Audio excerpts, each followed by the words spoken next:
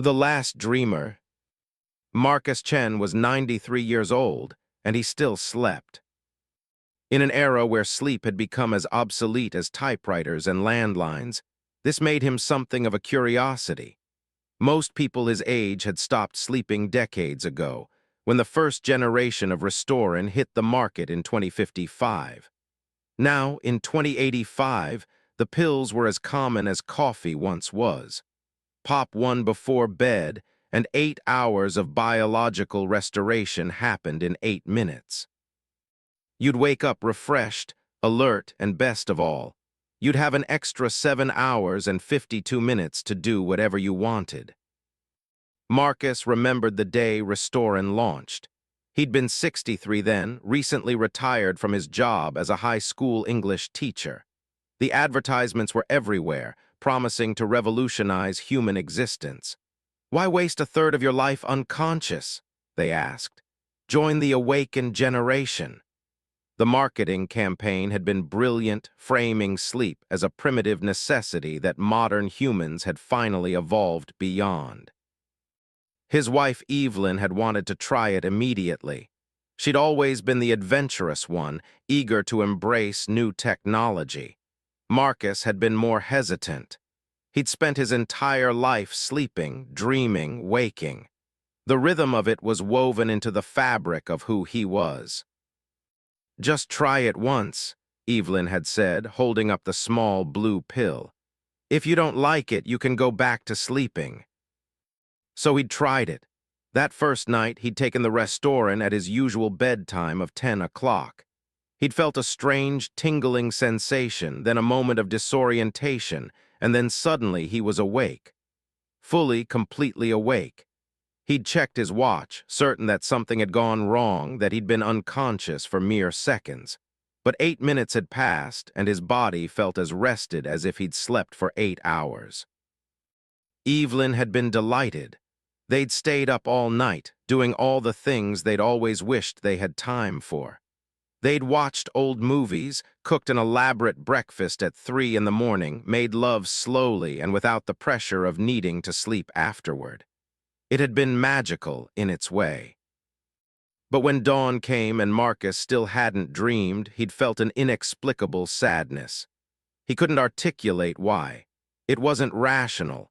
He'd gained time, hadn't he? He should have been grateful. But something felt missing, like a meal without salt, a song without harmony. He'd tried to explain it to Evelyn over breakfast that morning. As the sun rose on a night he'd experienced in its entirety for the first time in his life. I miss dreaming, he'd said. Evelyn had laughed, not unkindly. Marcus, dreams are just random neurons firing. It's mental static. Would you miss static on an old television? But they're my neurons, my static, my mind creating something just for me. You can create things while you're awake now. Better things, intentional things. And maybe she was right. But that night Marcus had skipped the Restorin. He'd climbed into bed, closed his eyes, and slept naturally. And he dreamed of flying over a city made of books where every building was a different story. When he'd woken up, the dream had stayed with him all day, coloring his thoughts, inspiring a poem he'd written in the afternoon. Evelyn had continued with Restorin. Most of their friends had switched over within the first year. The benefits were simply too obvious to ignore. The world was changing rapidly, adapting to a populace that no longer needed to sleep. Businesses stayed open 24 hours. Entertainment evolved to fill the extra time. Education systems restructured, allowing students to learn continuously without the interruption of sleep. The world had transformed in those 30 years. Productivity had skyrocketed. Entertainment had exploded into forms that required the full 24 hours of consciousness to appreciate. Cities never slept because their inhabitants didn't need to. The night shift had become just another shift, and the boundaries between day and night had blurred into irrelevance. Marcus watched it all happen from his small apartment in what used to be a quiet residential neighborhood, but had become a bustling 24-hour hub of activity. The coffee shop across the street never closed. The gym next door had 3 shifts of members. Even the park had acquired permanent lighting and hosted midnight yoga classes, 3 a.m. running clubs, and pre-dawn book readings. The social pressure to conform had been intense. Friends would invite Marcus to all-night events, frustrated when he'd have to leave by 9:30 to get home for bed. His own children, Sarah and Michael, had switched to Restorin within the first few years. They'd tried to persuade him gently at first, then more insistently as he aged. "Dad, you're wasting time," Sarah had said during one particularly heated discussion. "You could have 8 more hours a day to spend with us, with your grandchildren. Don't you want that?" Of course he wanted that, but not at the cost of his dreams. He tried to explain about the dream he'd had where Evelyn was still alive, where they'd danced in a ballroom made of stars. How that dream had given him comfort during his grief. How no amount of waking hours could replace that gift from his subconscious. But Sarah, who'd never dreamed in her adult life, couldn't understand. To her generation, dreams were historical curiosities, like record players or handwritten letters. Interesting in theory, but ultimately unnecessary in modern life. Evelyn had stayed on Restorin until her death 5 years ago. In her final days, weak from the illness that was taking her, she'd told Marcus something that he'd never forgotten. "I lied to you," she'd whispered. "About what?" "About not missing dreams. I did miss them. I missed having that secret world. I missed the surprise of waking up and not knowing what my mind had shown me during the night.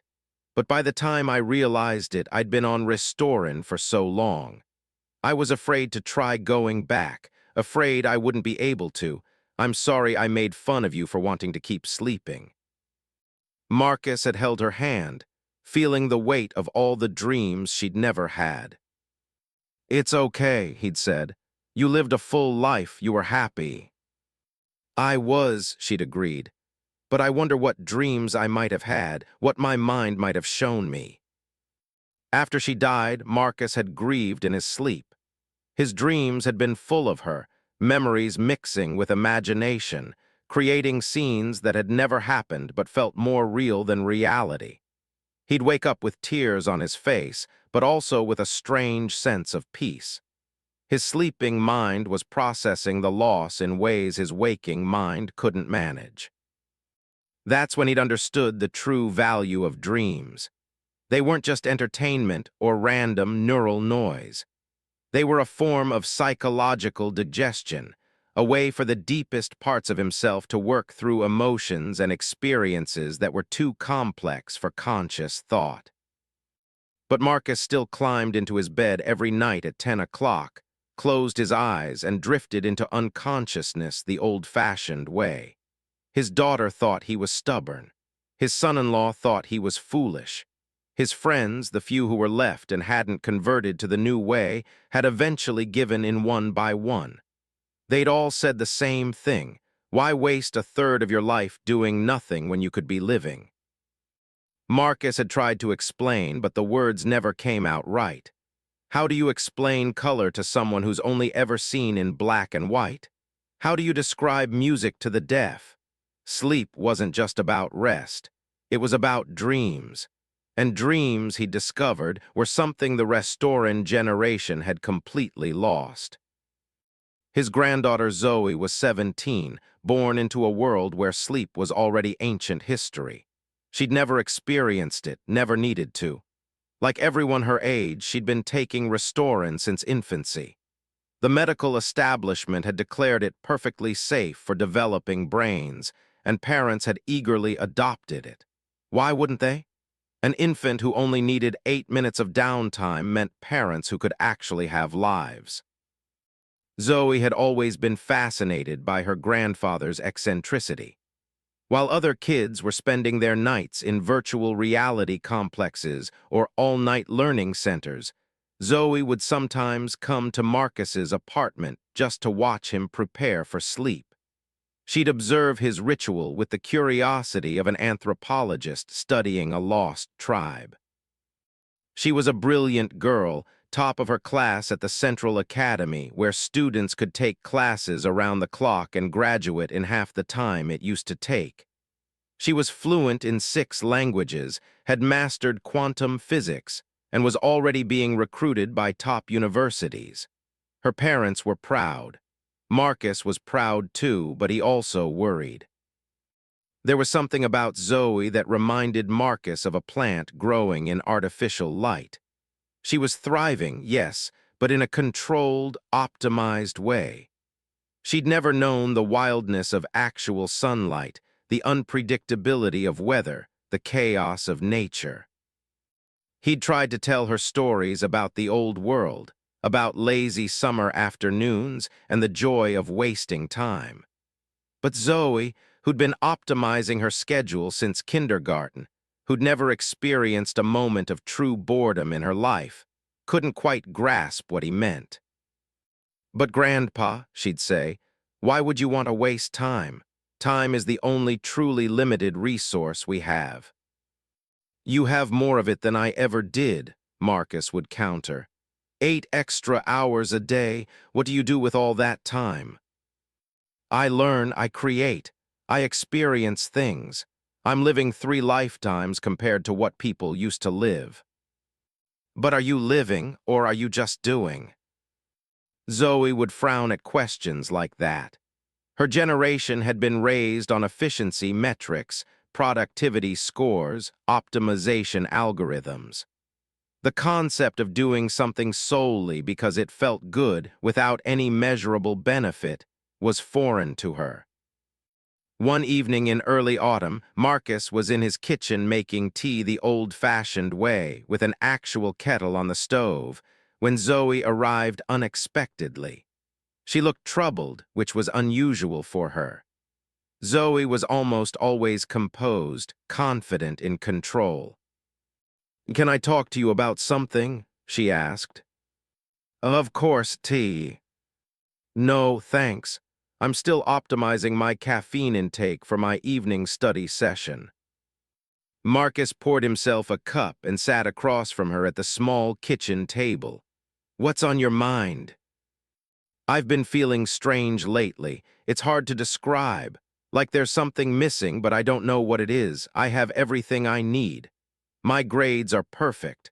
My social metrics are strong. My health is optimal. But there's this feeling like I'm looking for something and I don't know what." Marcus sipped his tea slowly. "Tell me more." "It's like being hungry but not for food, or being lonely but not for company. I'm surrounded by people all the time. I'm never alone. I'm always doing something, learning something, experiencing something. But I feel like I'm skimming the surface of life instead of diving deep. Does that make sense?" It made perfect sense to Marcus, but he wanted Zoe to articulate it herself. "What do you think is missing?" he asked. Zoe was quiet for a long moment. "I don't know, maybe it's connected to sleep, to what you do every night. I've been thinking about it more lately. Everyone I know is always conscious, always alert, always on. We never turn off, we never stop. And maybe that's good, but maybe it's also exhausting in a way we don't recognize because we've never known anything different." "When was the last time you were truly surprised?" Marcus asked, echoing the question he'd asked her many times before. "I don't know," Zoe admitted. "Everything feels predictable. Even the surprises are expected. We have AI that predicts what we want before we want it. We have schedules optimized down to the minute. We have social algorithms that connect us with perfectly compatible people. It's all so efficient, so smooth. But maybe too smooth? Like life has no friction anymore, no resistance, no chance for something unexpected to emerge." Marcus set down his teacup. "Zoe, let me tell you what happened to me last night." "Grandpa," she said one evening in early autumn, "what's it like?" Marcus was pulling on his pajamas, a quaint term that most people under 30 had never even heard. What's what like? Sleep, real sleep.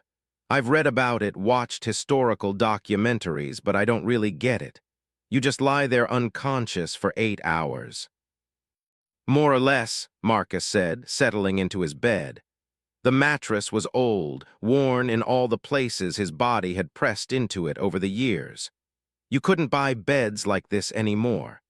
Modern beds were designed for brief, efficient rest periods, not 8-hour marathons. But why? I mean, I understand that before Restorin people had to. But why do you still choose to? Marcus looked at his granddaughter, her eyes bright with genuine curiosity. She was a beautiful girl, sharp as a tack, with her whole life ahead of her. A life that would be approximately 1/3 longer than his, simply because she wouldn't waste time sleeping. Last night, Marcus began, I dreamed I was in a library, but it wasn't any library that exists. The shelves went up infinitely, disappearing into clouds, and I could fly, so I was soaring between the shelves, pulling books out at random. Each book I opened showed me a memory from my life, but they were memories I'd completely forgotten. Things from when I was 5 years old, conversations with people who have been dead for decades, moments that seemed insignificant at the time, but were preserved somewhere in my mind. He paused, remembering the vividness of it. Then suddenly I wasn't in the library anymore. I was at my own wedding, but your grandmother was wearing a different dress, and the ceremony was taking place on a beach, even though we actually got married in a church. And everyone who'd ever been important to me was there, all at the same age they were when I first met them. My parents, young and healthy, my college roommate who died in a car accident in his 20s. Students I taught 40 years ago, all of them celebrating with us. Zoe was leaning forward, captivated. And the strange thing is, while I was in the dream, it all made perfect sense. I wasn't confused or surprised. It felt completely natural that I could fly through an infinite library, that my wedding was happening again on a beach, that the dead were mixing with the living. It's only when I woke up that I realized how impossible it all was. But why does that matter? Zoe asked. You can experience impossible things in VR. You can simulate any reality you want. I can choose to experience those things in VR, Marcus corrected. Dreams aren't chosen. They emerge from somewhere deeper than conscious choice. I didn't decide to dream about that library or that wedding. My mind gave them to me as gifts, and maybe that's the point. Maybe we need some part of our lives that we don't control, don't optimize, don't schedule. Dreams, he said simply. I know about dreams. They're random neural firing, the brain processing information while offline. We do that too, just faster. Is that what they teach you? It's what the science says. Marcus chuckled. Come here, sit down. Zoe perched on the edge of the bed, her posture perfect. Kids these days didn't slouch. They had an extra 8 hours a day to perfect everything, including posture. Let me tell you something about dreams, Marcus said. Science can tell you the mechanics, the neurology, the chemical processes, but it can't tell you what it feels like. Dreams aren't just random. They're stories your mind tells you. Sometimes they're terrifying, sometimes they're beautiful, sometimes they're so strange you can't describe them when you wake up. But they're always yours, your subconscious creating worlds just for you. But they're not reals. Neither are movies, neither are books, neither are the VR experiences you kids spend all night in. But they matter, don't they? Zoe frowned. That's different. Those are intentional creations. Dreams are just mental noise. Mental noise, Marcus repeated, shaking his head.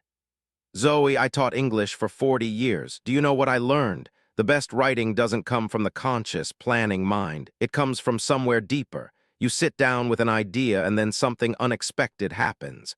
A character surprises you. A turn of phrase appears that you didn't plan. The story goes somewhere you didn't intend. That's your subconscious mind contributing to the creative process. He leaned forward. Dreams are like that, but pure, unfiltered. Your deepest self creating art just for you. And maybe you don't need that art. Maybe you're content with the controlled, optimized, scheduled version of consciousness you have. But I need it. I need those 8 hours when I'm not in control, when my mind can wander anywhere, show me anything, surprise me with connections I'd never consciously make. Zoe was quiet, processing this. Marcus could see the wheels turning in her brilliant mind, trying to fit this inexplicable thing into her framework of understanding. "When was the last time you were surprised?" Marcus asked again. Surprised? Yeah, when was the last time something happened that you didn't expect, didn't plan for, didn't choose? Zoe thought about it more carefully this time. I don't know, last week maybe. A friend showed up unexpectedly. But they messaged you first, right? Your AI probably gave you a heads up based on their location data. Well, yeah, but... That's what I thought. See, in dreams, you can't predict what's coming. You might start off in your childhood home, then suddenly you're flying over an ocean, then you're having a conversation with someone who died 20 years ago, and it all makes perfect sense until you wake up. You can't curate it. You can't control it. It just happens. That sounds chaotic. It is beautifully chaotic, meaningfully chaotic. The kind of chaos that teaches you things about yourself you didn't know you needed to learn. Zoe's expression shifted from skeptical to curious. I want to try it, she said suddenly. And try what? Sleeping, real sleeping, dreaming. Marcus sat up a little straighter. Zoe, I don't think that's a good idea. Why not? People used to do it all the time. It can't be dangerous. Your parents would kill me. I'm 17. I can make my own decisions about my body. You've been on Restorin your whole life. Your brain has never experienced real sleep. We don't know what would happen. Exactly. That's why I want to try it. Grandpa, you're always talking about how my generation doesn't understand what we've lost. Here's my chance to understand. Marcus studied his granddaughter. She had that determined look that reminded him so much of his late wife. When Evelyn made up her mind about something, there was no stopping her. One night, Zoe pressed. Just one night. I'll skip my Restorin, stay here with you, and try to sleep naturally. If it doesn't work, no harm done. If it does, maybe I'll finally understand what you've been trying to tell me all these years. Marcus knew he should say no. He should call Zoe's parents, let them handle this. But he was 93 years old, and he'd spent the last 30 years watching the world move on without him. Here was someone, his own granddaughter, who wanted to understand, who wanted to try. One night, he said finally, but at the first sign of any problems, we stop. Agreed. Agreed. And try what? Sleeping, real sleeping, dreaming. Marcus sat up a little straighter. Zoe, I don't think that's a good idea. Why not? People used to do it all the time. It can't be dangerous. Your parents would kill me. I'm 17. I can make my own decisions about my body. Besides, isn't that what you've been teaching me? To question the status quo, to not just accept what everyone else does. She had him there. Marcus had spent years lamenting how conformist her generation had become, how they all optimized their lives according to the same metrics, pursued the same goals, thought the same thoughts. You've been on Restorin your whole life, Marcus said carefully. Your brain has never experienced real sleep. We don't know what would happen. Exactly. That's why I want to try it. Grandpa, you're always talking about how my generation doesn't understand what we've lost. Here's my chance to understand. One night, just one night. I'll skip my Restorin, stay here with you, and try to sleep naturally. If it doesn't work, no harm done. If it does, maybe I'll finally understand what you've been trying to tell me all these years. Marcus studied his granddaughter. She had that determined look that reminded him so much of Evelyn. When his wife made up her mind about something, there was no stopping her. But this was different. This was about Zoe's health, her well-being. Marcus wasn't a doctor. He didn't know what might happen if someone who'd been on Restorin their entire life suddenly stopped taking it. "Let me do some research first," Marcus said. "Let me talk to some doctors, make sure it's safe." "Grandpa, you're stalling. Look, I've already researched it. There's no physical dependency on Restorin. It's not like an addiction. My body will just naturally start producing the hormones that induce sleep if I stop taking it. The worst that could happen is I don't fall asleep and I stay up all night feeling tired." "You've researched this?" "Of course, I'm not impulsive. I think things through." That was true. Zoe was methodical, careful, rational. If she decided this was safe, she'd probably done more research than Marcus could do himself. "One night," Zoe pressed. "That's all I'm asking. What's the harm in trying?" Marcus looked at his granddaughter and saw not just her determination but her genuine curiosity. How many 17-year-olds would voluntarily give up 8 hours to try something as archaic as sleeping? This was significant. This meant something. "One night," he said finally. "But at the first sign of any problems, we stop." Agreed. Agreed. They decided to do it on a Friday night, so Zoe would have the weekend to recover if she needed it. The week leading up to it, Marcus found himself both excited and anxious. He cleaned the spare bedroom thoroughly, the one that used to belong to Zoe's mother when she was young. The bed was ancient by modern standards, but it was comfortable. He put fresh sheets on it, fluffed the pillows, and even dug out an old night light from storage, thinking Zoe might appreciate having a small light in an unfamiliar sleeping environment. He also spent time preparing himself mentally. What if this didn't work?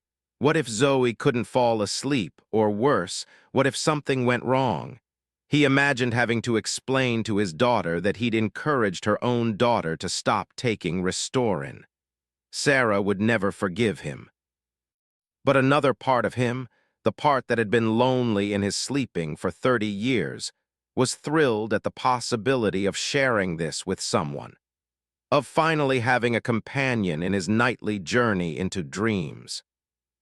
Friday arrived. Marcus found himself checking his watch repeatedly throughout the day, as nervous as a teenager before a first date. At 8 o'clock, Zoe messaged him to say she was on her way. At 8:30, she arrived, carrying a small overnight bag. She looked nervous too, Marcus noticed. Her usual confident demeanor was slightly shaken. "Second thoughts?" Marcus asked as he let her in. "No," Zoe said quickly. "Well, maybe a little.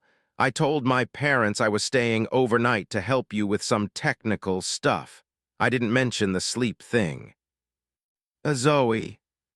I know, I should have been honest, but Mom would have freaked out. This way, if it works, I can tell them afterward and show them I'm fine. If it doesn't work, no harm done and they never need to know." Marcus wasn't sure he agreed with this logic, but it was too late now.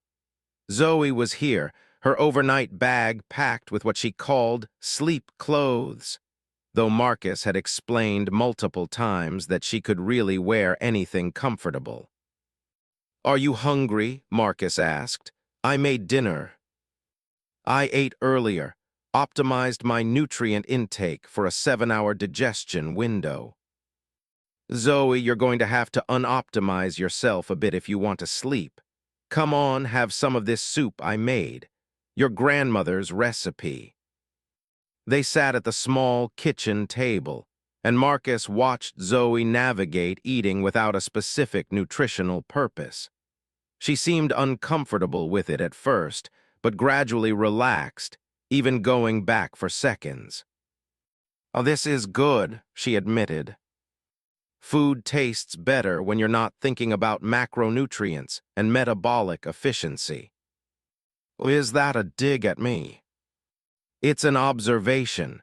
Your generation approaches everything like it's a problem to be optimized. Sometimes things should just be experienced. After dinner, they watched an old movie together, one from before Restorin, from an era when movies were designed to be watched at night before sleep. It was slower paced than modern films, with long pauses and contemplative moments. Zoe kept reaching for her neural interface, clearly tempted to multitask, but Marcus gently reminded her to just watch. "This is harder than I thought," she admitted. "Just doing one thing, my mind keeps wanting to split attention." "That's because you've trained it too. You're going to have to untrain it, at least for tonight." Around 10 o'clock, Marcus noticed Zoe starting to shift in her seat more frequently. Her eyes were blinking more slowly. "What time is it?" she asked. 10:15. "I feel weird. My eyes keep wanting to close." "That's sleepiness. You're feeling sleepy." Zoe's eyes widened. "This is it. This is what sleepiness feels like." "Oh, that's it. It's so strange. My eyelids feel heavy. My thoughts are getting fuzzy, but I still feel awake, like I'm awake but my body wants to shut down." "That's exactly right. Your body knows what to do. Millions of years of evolution are kicking in. Come on, let's get you to bed." Marcus led her to the spare bedroom. He turned down the covers, set up the night light, even put a glass of water on the nightstand. Zoe looked at the bed like it was an alien artifact. "I just lie down. Just lie down." "What position?" "Whatever feels comfortable. Most people sleep on their side or back, but you can try different positions until you find what works." Zoe climbed into bed gingerly, as if the mattress might collapse beneath her. She lay on her back, staring at the ceiling. "Now what?" "Now you close your eyes and let your mind wander." "Wander where's?" "Anywhere, nowhere. Don't try to control it. Just let thoughts drift in and out. Some people find it helpful to focus on their breathing. In and out, or to relax their body one part at a time, starting with your toes and working up." "This feels artificial. I'm too conscious of what I'm doing." "That's normal. Just give it time. The more you try to force it, the harder it'll be. Just relax." Marcus stood in the doorway, watching Zoe lie there rigidly, her eyes squeezed shut, clearly trying very hard not to try hard. "Zoe." "Yeah." "Stop thinking about sleeping. Just close your eyes and think about something nice. A memory, a place you like, anything." "Okay." Marcus left the door open a crack and went to his own room. He could hear Zoe shifting around, trying to find a comfortable position. He climbed into his own bed, feeling strangely alert. The presence of another person in the apartment, another person trying to sleep, had disrupted his own routine. He lay there in the dark, listening to the sounds of the city outside. Even at 10:30, the streets were busy. Cars humming past, people laughing on their way to midnight events, the bass thump of music from the all-night club 2 blocks over. The world that never slept. From Zoe's room, he heard her sigh, then more shifting. He wondered if this had been a mistake. Maybe 17 years of Restorin had fundamentally changed her brain's ability to sleep naturally. Maybe they were wasting their time. He must have dozed off thinking about this, because the next thing he knew, Zoe was shaking his shoulder. Grandpa, wake up." Marcus jolted awake, heart pounding. For a moment he was disoriented, confused by the urgency in Zoe's voice. What's wrong? Are you okay?" "Nothing's wrong." Zoe's face was flushed with excitement, her eyes wide and sparkling in the dim light from the hallway. "I did it. I slept. Grandpa, I actually slept and I dreamed." Marcus checked his old-fashioned bedside clock. It was 2 in the morning. "You slept for how long?" "I don't know, hours. It felt like no time at all and also like forever. Time was weird in there." Marcus sat up fully, reaching for his glasses. Zoe was practically vibrating with excitement, bouncing on the balls of her feet like she'd discovered something incredible. "Tell me about it," he said, patting the foot of his bed. Zoe climbed onto the bed, sitting cross-legged like she used to do when she was a little girl, and would come to him with stories about her day. But this story was different.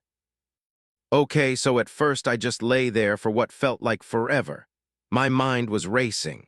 I kept thinking about all the things I could be doing instead of lying in bed. I checked my neural interface like 20 times before remembering I'd turned off notifications. I was counting seconds in my head. I was thinking about school and my friends and this project I'm working on. My mind just wouldn't shut up." She took a breath, her eyes distant as she remembered. But then something started to change. My thoughts began to feel less sharp, less focused.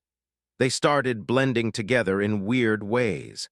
I'd be thinking about my math homework, and then suddenly I was thinking about this song I heard years ago, and then I was remembering this dream you told me about once, and it all started flowing together without any logical connection.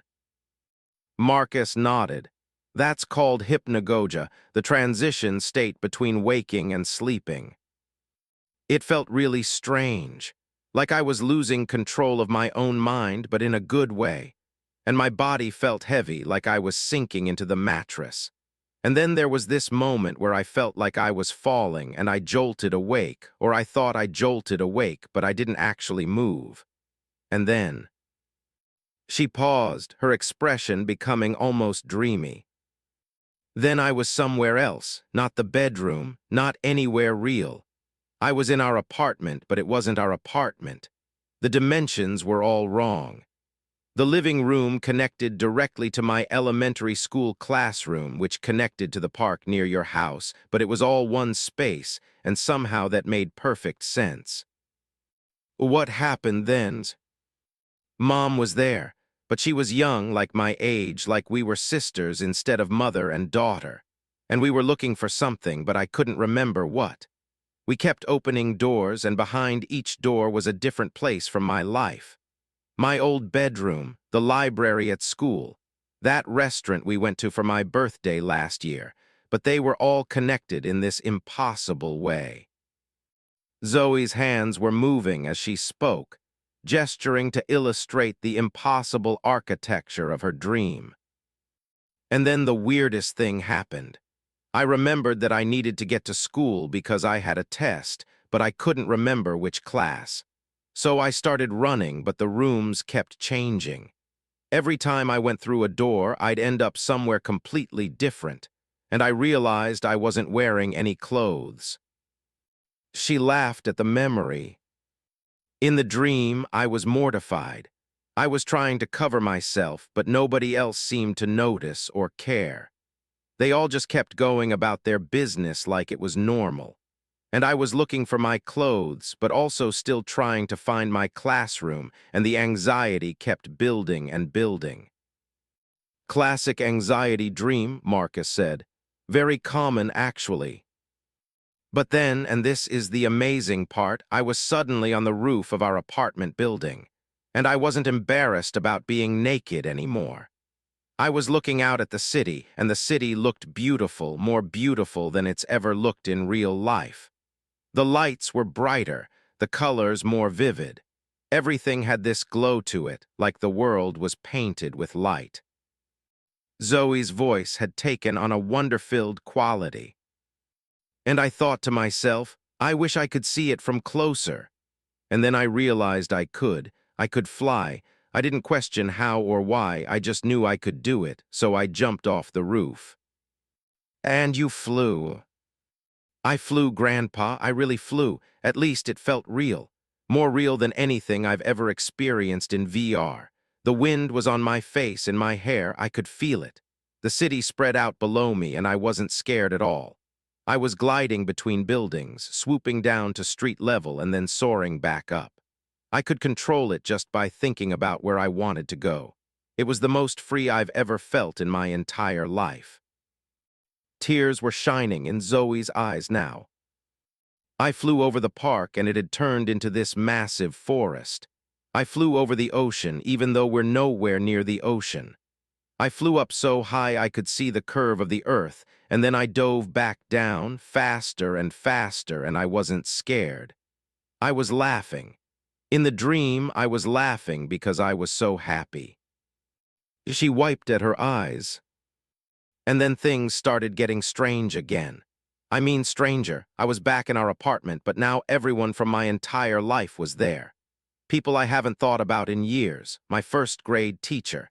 This kid I was friends with in elementary school who moved away. Grandma Evelyn was there too, but she looked different than in photos. She was wearing this blue dress, and she hugged me and said something I can't quite remember, but it was important. Something about being brave enough to dream. Marcus felt his own throat tighten. He'd had dreams about Evelyn saying similar things. And then I was in school again, but now I couldn't remember ever having studied for anything. I looked at my schedule and realized I'd somehow forgotten to attend an entire class for the whole semester. I was going to fail, and the panic came back, stronger than before. I was running through hallways that kept changing, trying to find this classroom that didn't exist, and I knew I was going to fail, and everything I'd worked for was going to be ruined. But here's the thing, Zoe continued, leaning forward.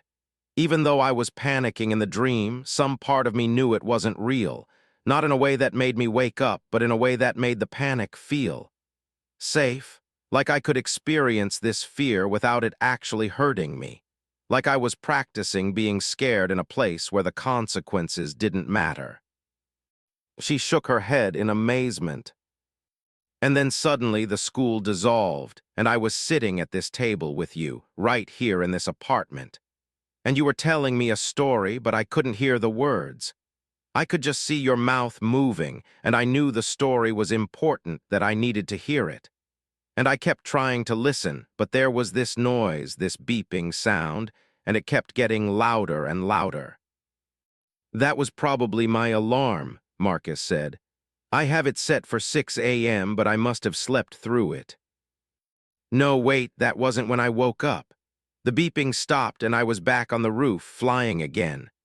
But this time it was dawn, and the sky was this incredible color, like purple and orange and pink all mixed together, more vivid than any real sunrise. And I was flying toward the sun, and I could feel the warmth on my face, and I felt so peaceful, so completely at peace. Zoe took a shaky breath. And then I woke up. And for maybe 30 seconds, I didn't know where I was. I could see the bedroom, but my mind was still in the dream. I thought maybe the dream was real and this was the dream. And my heart was pounding, and I felt confused and disoriented and scared and excited all at once. And then reality snapped back into place, and I knew I was in your spare bedroom, and I'd been sleeping, and I'd dreamed all of that. She looked at Marcus with an expression he'd never seen before. Awe mixed with something like gratitude, mixed with a hunger to understand what had just happened to her. Grandpa, I've done thousands of VR experiences. I've been to virtual worlds that are photorealistic, with perfect physics and infinite possibilities. I've simulated everything from ancient Rome to alien planets, but this was completely different. This came from inside me. I made that world. My brain made it just for me, without any input or programming or design. It was mine in a way that nothing else has ever been mine. Marcus felt his eyes getting wet. After 30 years of trying to explain this to people, of being looked at like he was clinging to something obsolete, here was his granddaughter finally understanding. "Now you know," he said softly. "I do, I really do. Grandpa, why doesn't anyone talk about this? Why doesn't anyone miss dreams?" Because they never knew what they were missing. You can't miss what you never had. Zoe was quiet for a moment, processing everything. Then she said, "I want to do this again. Can I come back next Friday?" "You want to come back?" "Yes, I need to understand this better. That was just one dream, one experience. What if every dream is different? What if my mind shows me different things? I need to explore this, Grandpa. I need to map this territory." Marcus laughed. "You can't map dreams, Zoe. That's the whole point. They're unmappable. They're chaos." "Then I need to experience the chaos. Multiple times, enough to understand what it means." They talked until dawn, Zoe describing every detail of her dream that she could remember, Marcus listening with the patience of someone who'd heard a million dreams but never tired of hearing one more. He told her about some of his own dreams, about the recurring ones and the nightmares, and the ones that seemed to predict the future even though that was impossible. As the sun came up, Zoe's parents called. They'd noticed her location hadn't changed all night and were worried. Zoe excitedly told them about her experience, and Marcus could hear his daughter's concerned voice through the phone. "She's fine," Marcus assured her. "Better than fine, she's discovered something beautiful." After Zoe left, promising to come back and try it again, Marcus sat in his kitchen drinking coffee and thinking about the night. Something had shifted. He'd spent 30 years feeling like a relic, a holdout from a bygone era. But maybe he wasn't just preserving the past. Maybe he was preserving something that mattered, something worth keeping. Over the next few weeks, Zoe came back every Friday night. She got better at falling asleep, and her dreams became more vivid, more complex. She started keeping a dream journal, writing down everything she could remember the moment she woke up. The journal quickly filled with detailed descriptions, sketches of dream imagery, attempts to capture the impossible logic of the sleeping mind. Marcus would make breakfast Saturday mornings, and they'd sit together while Zoe read from her journal. She approached dreaming with the same analytical intensity she brought to everything else. But she was learning that dreams resisted analysis, that some experiences couldn't be quantified or understood, only felt. "I dreamed I had a conversation with a tree last night," she told him one morning. "And the tree was explaining the meaning of life to me, and in the dream it made perfect sense. But now I can't remember anything it said, just that it was important and true." "That happens," Marcus said. "Dreams are like sand. The harder you try to hold them, the more they slip through your fingers." "But I want to remember. What if there was something important in there?" "Maybe the importance was the feeling, not the content. Maybe your subconscious needed you to feel that sense of understanding, even if the specifics don't translate to waking life." Zoe frowned at this, but seemed to accept it. She also started talking to her friends about her Friday night experiments. At first, they thought she was crazy. Her best friend Myra had looked at her like she'd announced she was going to live in a cave and eat only roots and berries. "You're voluntarily giving up 8 hours of life every week," Myra had said. "Zoe, do you realize how much you could accomplish in 8 hours?" "I am accomplishing something," Zoe had insisted.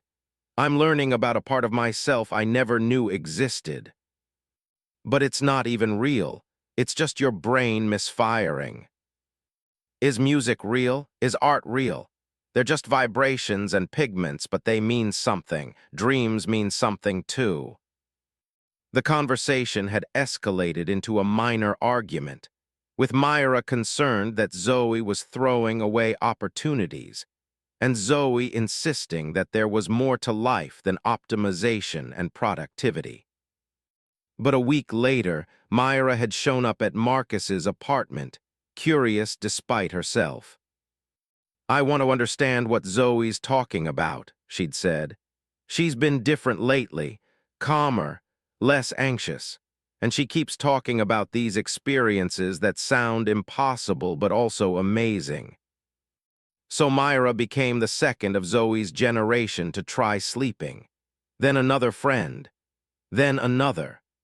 Word spread through social networks, and soon Marcus's apartment was becoming a kind of pilgrimage site for teenagers curious about this ancient practice their parents had abandoned. Marcus's spare bedroom saw a rotation of visitors. Some loved it immediately, discovering the same sense of wonder that Zoe had found. Others struggled with the loss of control, the helplessness of lying unconscious. A few had such intense nightmares their first time that they never wanted to try again. But enough of them found value in it that a community began to form.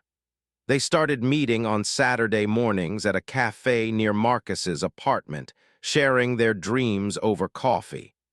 They called themselves the Dreamers, half jokingly at first, but the name stuck.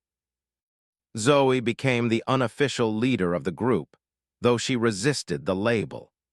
She organized the Saturday morning meetings, created an online space for people to share their dream journals, and started researching the history of dream interpretation and analysis. "Did you know that ancient civilizations thought dreams were messages from the gods?" she told Marcus excitedly. "Or that Freud thought dreams were the royal road to the unconscious? Or that indigenous cultures have dream shamans who help interpret the wisdom of dreams?" "I didn't know you were interested in history," Marcus said. "I wasn't, but this is different. This isn't just history, it's a lost art. No more than that, it's a lost way of being human." The dreamers started attracting attention beyond their immediate friend group. Local media picked up on the story. A reporter from the city's online news network came to interview Marcus, the old man at the center of this strange new trend. "Mr. Chen," the reporter asked, her camera drone hovering nearby, "what do you say to people who think this dreamer movement is a waste of time? That young people should be using their hours productively instead of lying unconscious." Marcus had thought about this question for 30 years. "I'd say that we need to rethink what we mean by productive. Is art productive? Is love productive? Is sitting and thinking productive? We've created a society that values efficiency above all else, but efficiency isn't the same as meaning. Sometimes the most important things we do are the things that can't be measured." The interview went viral. Suddenly, Marcus's face was everywhere, his words being debated on forums and chat channels. Some people agreed enthusiastically. Others thought he was a foolish old man trying to drag society backward. The company that manufactured Restorin issued a statement reminding people that their product was safe and effective, and that there was no medical reason to stop using it. The statement was carefully worded, avoiding any criticism of sleep itself, but the implication was clear. Why would you choose the inferior option? But something was happening, particularly among young people. They were starting to ask questions. What else had been lost in the name of efficiency? What other human experiences had been streamlined away? If dreams had value, what else might they be missing? The backlash came swiftly. Productivity experts appeared on talk shows warning about economic collapse if people started sleeping again. They showed graphs and charts demonstrating how much less society could produce if everyone went back to sleeping 8 hours a night. "This isn't just about personal choice," one economist argued. This is about the foundation of our modern economy. We've built everything around 24-hour productivity. Going back to sleep would be catastrophic. Educators worried about students falling behind. If some students were sleeping and others weren't, how could you maintain fair standards? Schools began sending letters home warning parents that students who participated in natural sleep experiments might see declining grades. Zoe's parents finally found out about her Friday night sleeping when her school counselor called to express concern about her engagement with archaic practices. The family meeting that followed was tense. Sarah had come to Marcus's apartment, her husband James in tow, both of them looking worried and angry. "Dad, what were you thinking?" Sarah demanded. Encouraging Zoe to stop taking Restorin, she could have hurt herself. "She didn't hurt herself," Marcus said calmly. "She's fine, better than fine." "That's not the point. You should have talked to us first. We're her parents." "I'm 17, Zoe interjected. "I can make my own decisions." "Not about your health," James said. "Zoe, you've been on Restorin your entire life. We don't know what the long-term effects of stopping could be." "Then maybe we should find out," Zoe shot back. "Maybe there's research that needs to be done. Maybe we shouldn't just accept what the pharmaceutical companies tell us." "This isn't about pharmaceutical companies," Sarah said. "This is about what's best for you, and wasting 8 hours a week lying unconscious isn't what's best." "It's not wasting time," Zoe's voice rose. "It's the most meaningful thing I've done in my life. Do you have any idea what it's like to discover a whole part of yourself you never knew existed?" The argument went in circles, with Zoe defending her choice and her parents insisting she was making a mistake. Marcus tried to mediate, to explain what sleep and dreams had meant to him, but Sarah was too upset to listen. Finally, Zoe said something that stopped everyone. "Mom, when was the last time you did something just because it made you happy? Not because it was productive or optimal or efficient, but just because it brought you joy." Sarah opened her mouth to respond, then closed it. She looked at James, who looked equally stumped. "When was the last time either of you were surprised by yourselves?" Zoe continued. "When did you last discover something about who you are? You both work constantly, optimize everything, fill every hour with purpose. But are you happy? Are you really happy?" The question hung in the air. Sarah and James looked at each other, and Marcus saw something pass between them. Recognition, maybe, or discomfort. "That's not fair," Sarah said quietly. "Isn't it? You're so worried about me wasting time. But have you considered that maybe what you think of as wasting time is actually the most valuable time of all?" The meeting ended without resolution, but something had shifted. Sarah and James left, but their anger had transformed into something more thoughtful, more uncertain. A few days later, Marcus got a call from his daughter. "Dad," she said, "James and I want to try it. Sleeping, I mean, just once to understand what Zoe's experiencing." That Friday, for the first time in decades, 3 generations of Marcus's family prepared to sleep together. Sarah and James were nervous, approaching the experience like an extreme sport they'd agreed to try despite their better judgment. Marcus set them up in the living room, pulling out the old Haida bed from storage.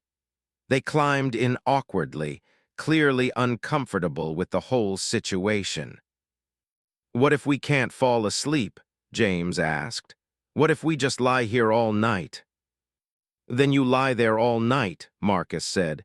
"There's no pressure, just see what happens." It took them over 2 hours to fall asleep, their bodies fighting against 17 years of Restorin conditioning. But eventually, one by one, they drifted off. Marcus checked on them before going to his own bed, seeing his daughter and son-in-law curled up together like children, and felt a wave of affection and hope. In the morning, they woke up confused and disoriented, but also amazed. Sarah had dreamed about her own mother, about conversations they'd never had. James had dreamed about flying, about discovering he could breathe underwater, about impossible adventures that left him feeling energized despite the strangeness. Over breakfast, they compared notes, all of them sharing their dreams. It was chaotic and wonderful, everyone talking over each other, trying to describe experiences that resisted description. "I dreamed I was back in college," Sarah said, "but I was trying to take a test, and all the questions were in a language I couldn't read. And you were there, Dad, telling me I should have studied harder, but you were speaking backwards." "I dreamed about work," James admitted, "but everyone in the office was a different animal. My boss was a bear in a suit. I was trying to give a presentation to a room full of foxes and rabbits." They laughed, and Marcus saw something in his daughter's face he hadn't seen in years. Joy, pure, uncomplicated joy. "I get it now," Sarah said to Zoe. "I understand why this matters to you." That didn't mean Sarah and James converted to regular sleeping. They went back to Restorin for practical reasons, needing those extra hours for work and life. But they stopped pressuring Zoe to do the same. And they told their friends about the experience, which led to more people trying it, which led to more conversations about what society had lost. One evening, about 6 months after Zoe's first sleep, Marcus received a call from a Dr. Sarah Mitchell, a neuroscientist at the local university who'd been following the dreamer phenomenon with professional interest. "Mr. Chen," she said, "I've been analyzing brain scans of people who have returned to natural sleep after years on Restorin. The results are fascinating. Would you be willing to meet with me?" They met at a cafe near the university. Dr. Mitchell was a woman in her 40s, energetic and intense, with the kind of focused attention that suggested she'd never taken Restorin in her life. She probably hadn't, Marcus realized. Scientists were one of the few professional groups who'd largely resisted Restorin, valuing the way sleep consolidated memories and fostered creative problem-solving. "Look at these scans," she said, pulling up holographic images on her tablet. "This is the brain during Restorin-induced rest. You can see the basic restorative processes happening. Cellular repair, metabolic reset, all very efficient." She swiped to another image. "Now look at this. This is the brain during natural REM sleep, the stage where most dreaming occurs. See these areas lighting up? That's the default mode network, the parts of the brain associated with self-reference, memory consolidation, and creativity. And here, this is the limbic system processing emotions. During natural sleep, the brain is doing something completely different than during Restorin rest." Marcus studied the images, seeing the difference even though he didn't fully understand the technical details. "What does that mean?" he asked. "It means that Restorin handles the physical restoration brilliantly, but it bypasses something else entirely. A form of psychological processing that appears to be crucial for emotional health and creative thinking." Dr. Mitchell pulled up more data. "I've been studying your dreamers for the past 3 months, with their permission, of course. I've run cognitive tests, personality assessments, life satisfaction surveys. The results are striking. People who incorporate regular natural sleep into their routines show increased creativity scores, better emotional regulation, and higher reports of life satisfaction." "People are happier when they dream?" Marcus asked.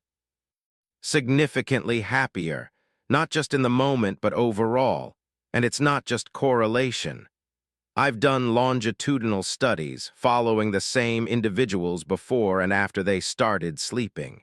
The improvements are consistent and measurable. Dr. Mitchell leaned forward. Here's my theory. Dreams provide a form of mental simulation. You work through fears, process emotions, explore possibilities in a safe environment. It's like a psychological gym where you can exercise emotional muscles without real-world consequences. Restorin handles the physical restoration, but it eliminates this crucial psychological function. She paused, then added, "We've spent 30 years thinking that the only benefit of sleep was physical. We were wrong. We traded efficiency for something we didn't even know we needed." The conversation continued for hours, ranging from neuroscience to philosophy to the social implications of her findings. When they parted, Dr. Mitchell asked if she could present her research at a major neuroscience conference coming up in 3 months. "I'd like to invite you and some of your dreamers to be part of a panel discussion," she said. "The scientific community needs to hear about this from the people experiencing it, not just from data." Marcus agreed, though he felt nervous about speaking at an academic conference. He'd been a high school teacher, not a researcher or public speaker. The conference was enormous, held in a massive convention center filled with scientists from around the world. Dr. Mitchell's presentation was attended by hundreds of researchers, and the room buzzed with controversial interest.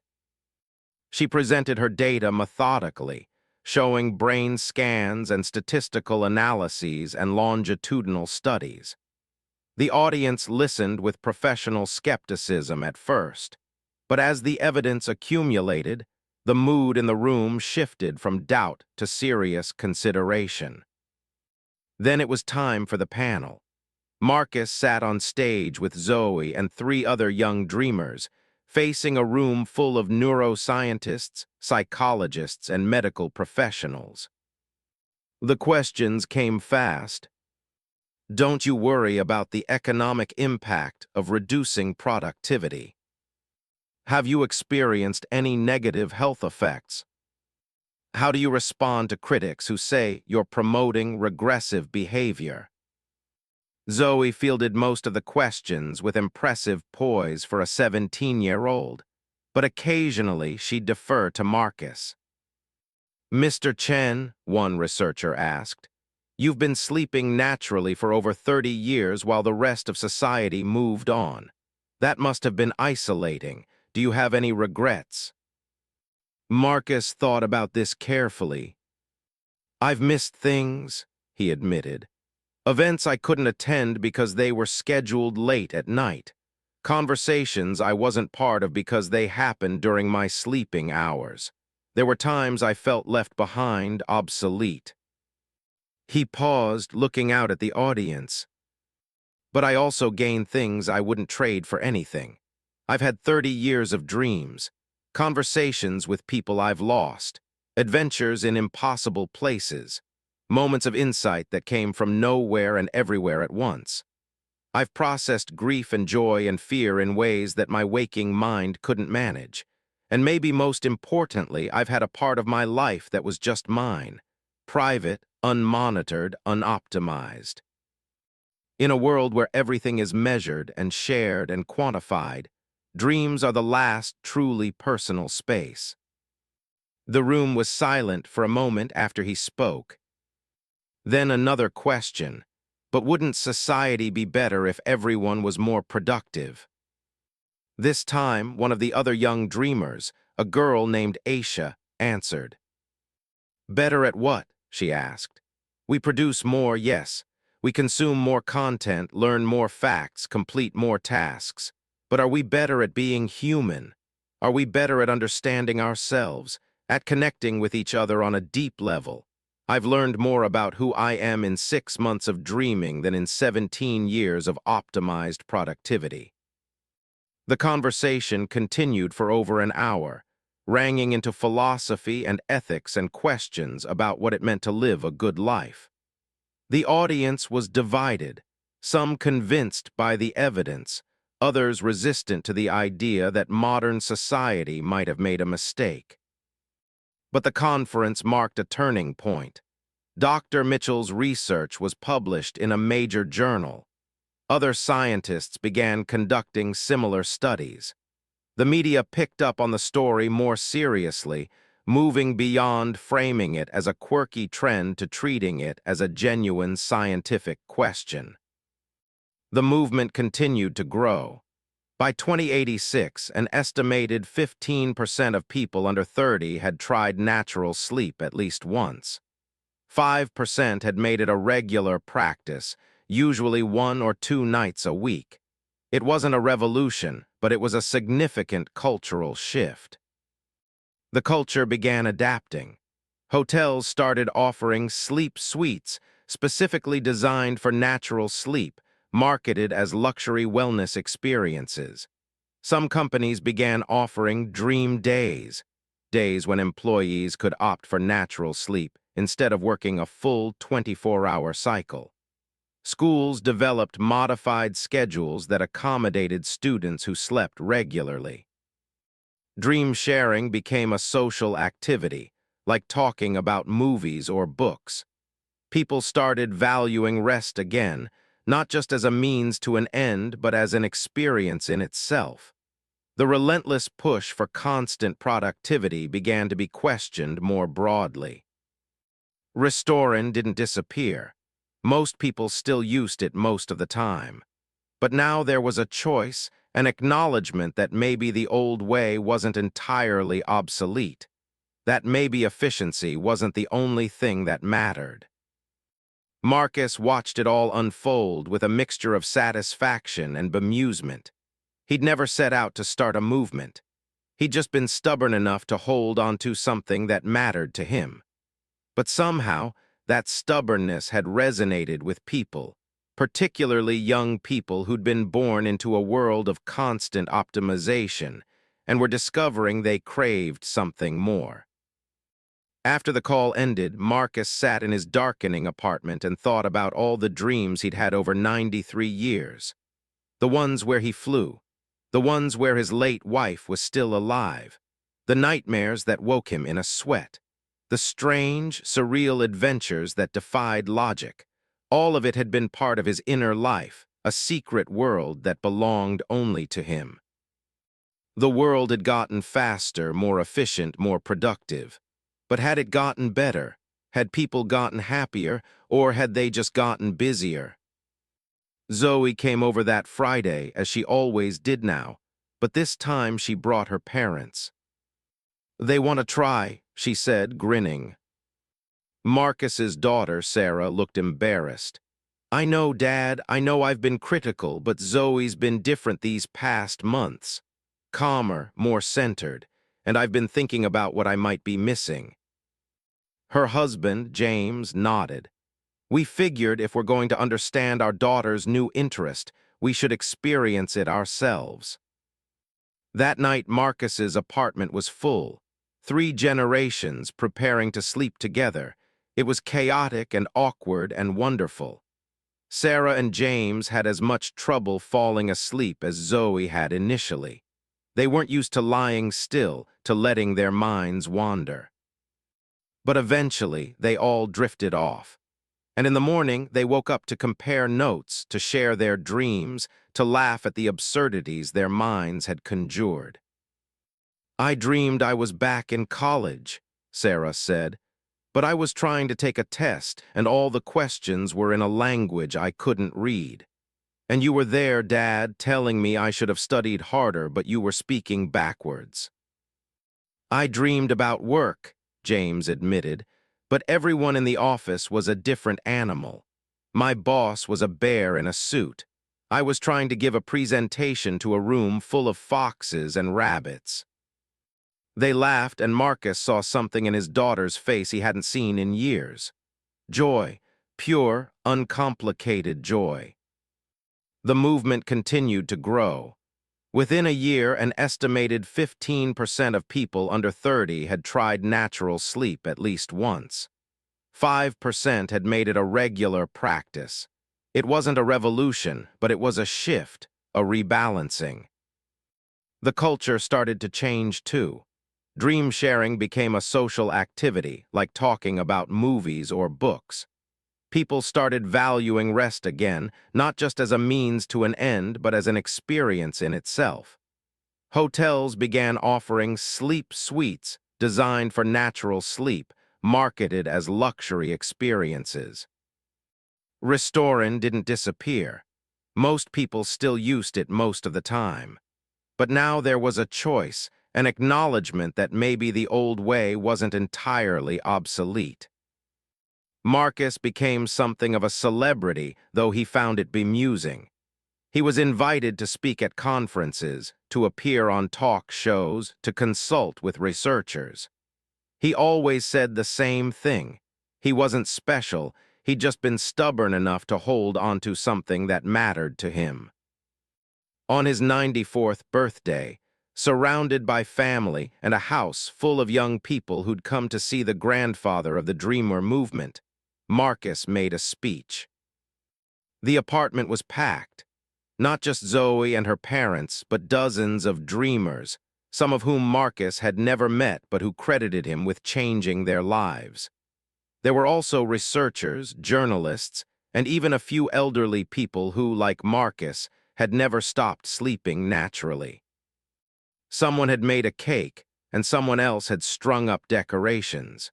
It felt more like a celebration of a movement than a birthday party, but Marcus didn't mind.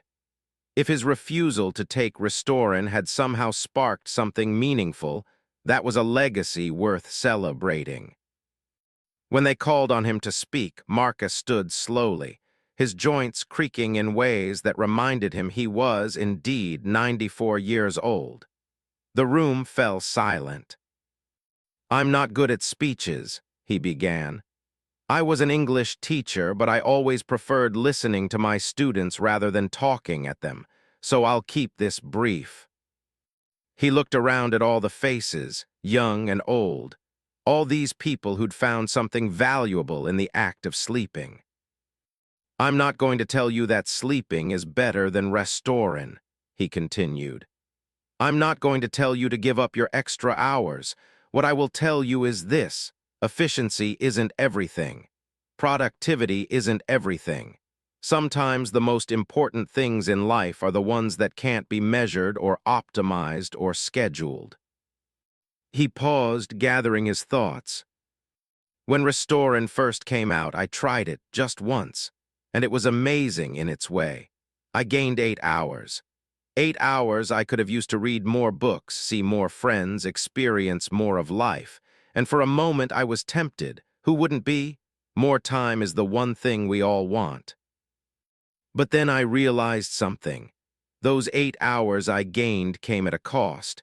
I lost dreams. And dreams, I discovered, weren't just about rest or biological processes. They were about mystery, about surprise, about having a part of my life that I didn't control." Marcus's voice grew stronger. "We live in a world where everything can be optimized.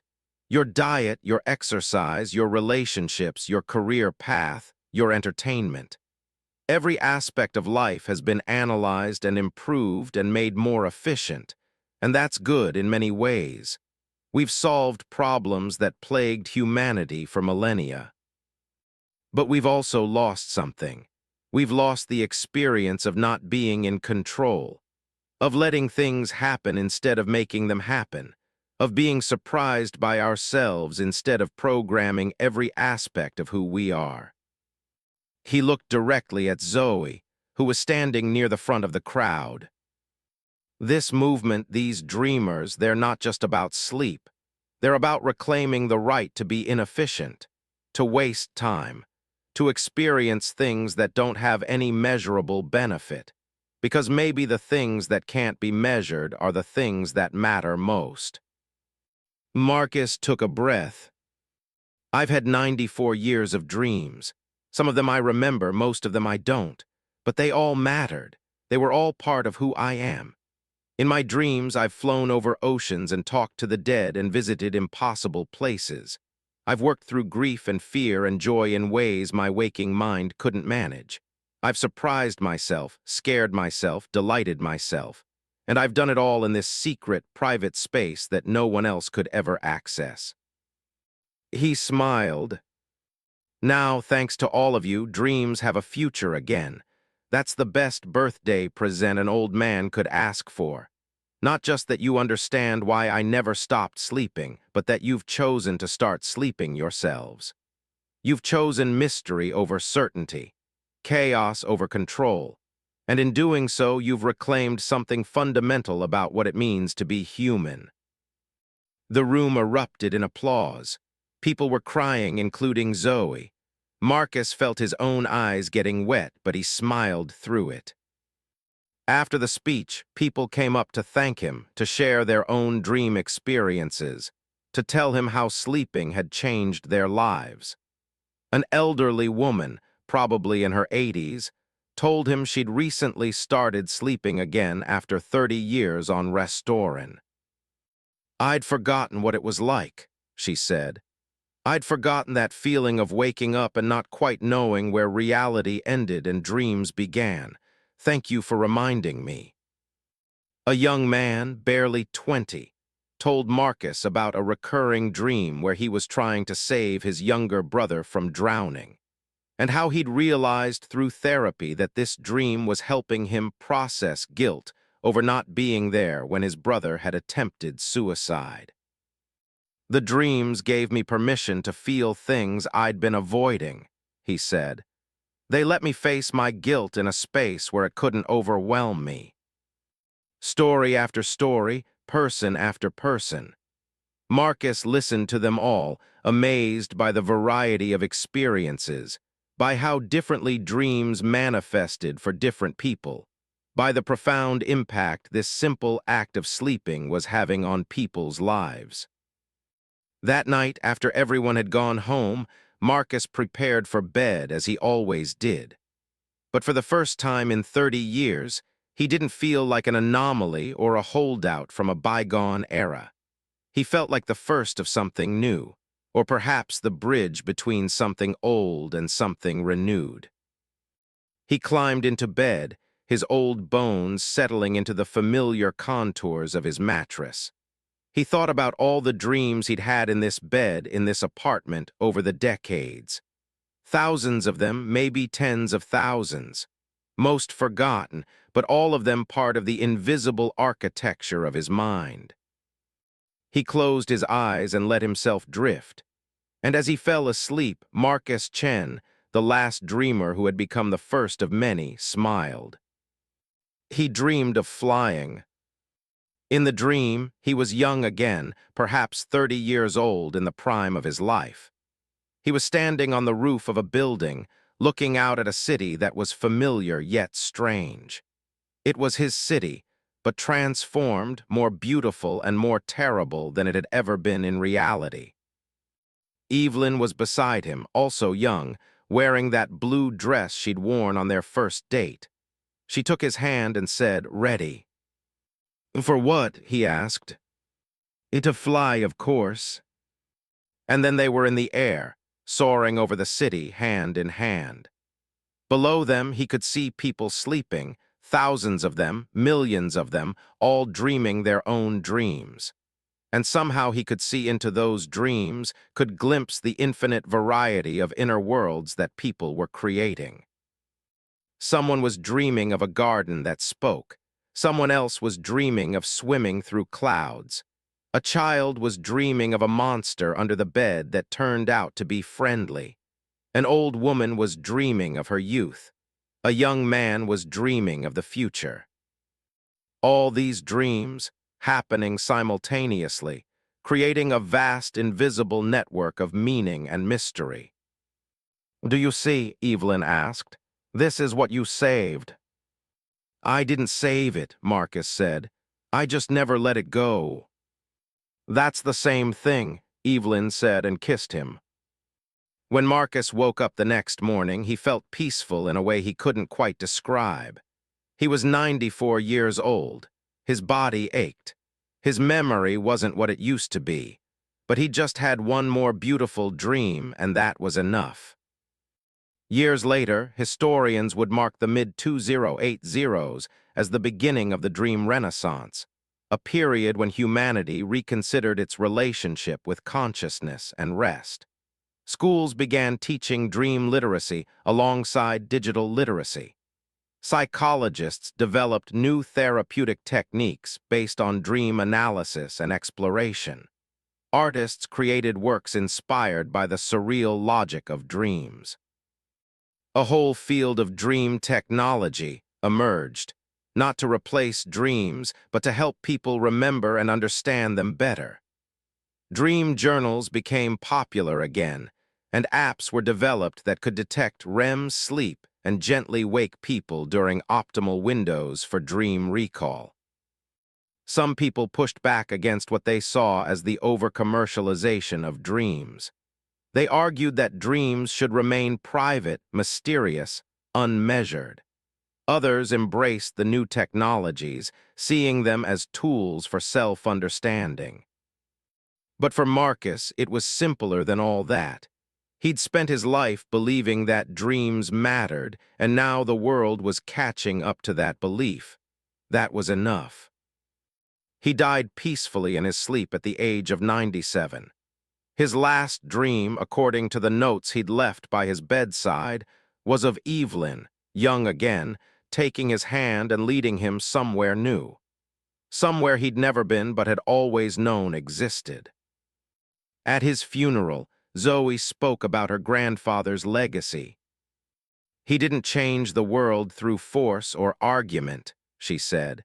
"He changed it by example, by refusing to give up something he loved, even when the whole world said it was obsolete.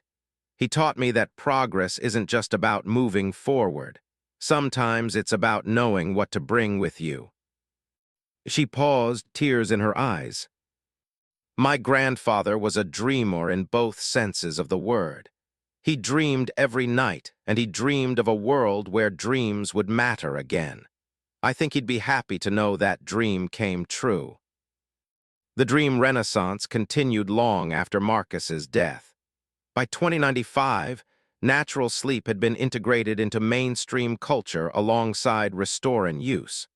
Most people alternated, using Restorin during busy work weeks and natural sleep on weekends and vacations. A new field of dream technology emerged, not to replace dreams, but to help people remember and understand them better. The great lesson, people said, was that efficiency has its place, but so does mystery. That not everything in life needs to be optimized. That sometimes the unproductive, uncontrolled, inefficient act of lying unconscious for 8 hours was exactly what people needed. And every night around the world, millions of people closed their eyes and let their minds wander into that strange, beautiful territory that can't be mapped or predicted or controlled. They flew over oceans, talked to the dead, faced their fears, and lived in impossible worlds that disappeared with the dawn. They dreamed, and in doing so, they touched something fundamental, something that connected them to every human being who'd ever lived. Because before there were cities or civilizations, before there was language or art, before there was Restorin or any other human invention, there were dreams. Marcus Chen hadn't discovered anything new. He just remembered something old, something essential. And in remembering it, he'd given it back to the world.